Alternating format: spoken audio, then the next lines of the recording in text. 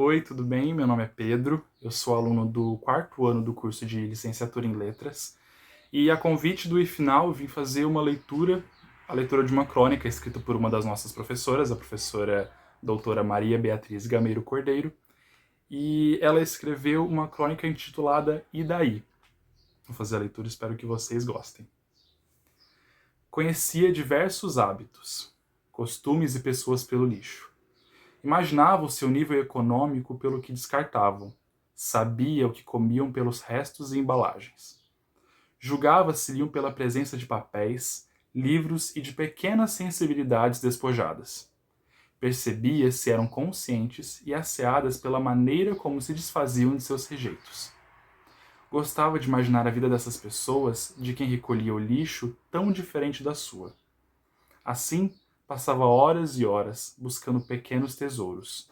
Livros desprezados, papéis rasgados, tecidos rejeitados, brinquedos quebrados, lápis usados, alimentos estragados, buscava sustento para o corpo e para a alma. E nessa busca incessante havia o seu lixo preferido, o de que mais gostava de vasculhar. Cogitava ser esse o lixo de um professor muito organizado e já idoso. Era capaz de calcular a idade e a profissão, porque seus sobejos assim denunciavam. Uma letra redonda, muito cuidadosa e meticulosa sugeriam indícios de uma pessoa organizada, metódica, calculada. A forma elegante, o vocabulário culto e polido nos papéis retalhados insinuavam uma boa educação, daquelas que havia nos antigos colégios de frades e freiras. O conteúdo filosófico dos manuscritos apontavam a docência como ofício. Os jornais intactos evidenciavam o cuidado no manuseio e o grau de informação e cultura.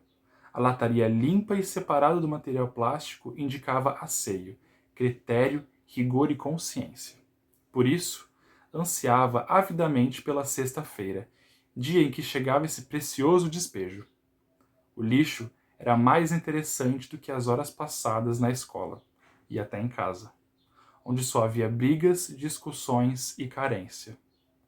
Era uma sexta-feira diferente das outras, pois não havia aula devido a um novo vírus, conhecido como Covid-19.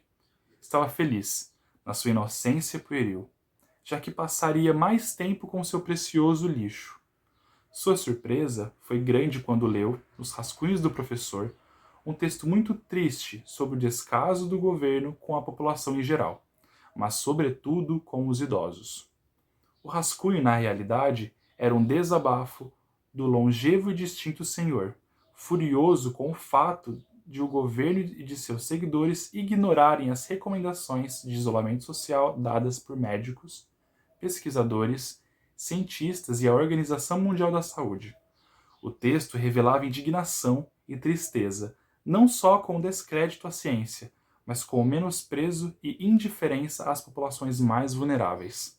Sentia, na letra não tão arredondada dessa feita, a insegurança, ansiedade, angústia, impotência, medo e revolta do professor, que expressava de forma tão clara e contundente que já não bastava a dificuldade de ficar isolado, ver inúmeras mortes e o contágio aumentando, tinha que implorar para os conhecidos desprezarem as loucuras presidenciais de seu séquito, que insanamente insistiam em propagar fake news e defender ideias incabíveis que poderiam agravar a crise humanitária. Ficou chocado, já que em sua casa não haviam falado do perigo do Covid. Estavam apenas preocupados, como sempre, com o que haveriam de comer, como iriam pagar o aluguel, a energia, a água. Nem tinham ouvido falar em álcool gel. Contudo, graças ao lixo, conseguira ler no jornal todas as informações úteis sobre as formas de precaução. No mesmo instante em que tomou ciência da gravidade, assustado, correu para casa. Mas só conseguia pensar em como seria possível praticar o distanciamento social, sendo que, se não saíssem, não teriam que comer. Tentou dialogar com os pais. A mãe, mais consciente, ouviu o filho atenta. Porém, disse não ter coragem de pedir dispensa para a patroa devido ao horror de imaginar perder a única fonte de renda, que já não era grande. O pai, desempregado e menos racional, Ignorou os apelos do filho e foi para a rua normalmente. Chegou só à noite em casa, relatando que no ponto de chapa os colegas disseram que só era uma gripezinha. Que o presidente havia falado que não era preciso ter histeria nem pânico, que a economia não poderia parar. Senão, eles iriam passar fome, que brasileiro era resistente e outras tantas falas sem fundamento que o filho teve de ouvir calado para não apanhar. A mãe rezava todos os dias ao enfrentar um ônibus lotado. Ela não tinha máscara nem álcool gel. Sofria no seu íntimo, pois como fazer distanciamento em um ônibus lotado? A patroa fingia que nada acontecia e não se dignou a lhe fornecer nenhum dos itens necessários à sua proteção e à da família. Assim, a mãe vivia nessa angústia em meio às histórias cada vez mais comuns de conhecidos que faleceram devido ao Covid. Na sexta-feira subsequente da leitura do rascunho, o garoto consciente não foi ao lixão.